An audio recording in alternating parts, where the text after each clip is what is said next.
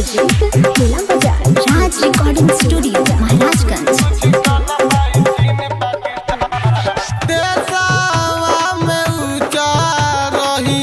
भारत के नाम देशवा में ऊंचा रही, भारत के नाम कुछ कर न पाई चीन पाकिस्तान, कुछ कर न पाई चीन पाकिस्तान, कुछ कर न पाई चीन पाकिस्तान, कि कुछ कर न पाई चीन पाकिस्तान।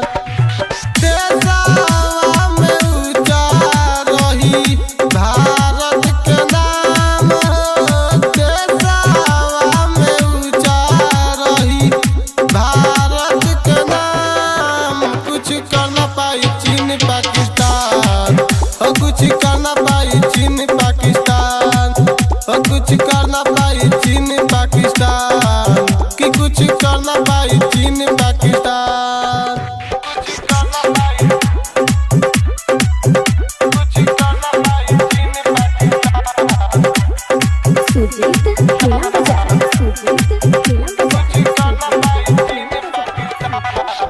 नेता सुभाष चंद्र बोस, बापू गांधी दिला दिहल आजादी हो, पीछे से दुश्मन जे वार अब करिए होई कर बर्बादी हो।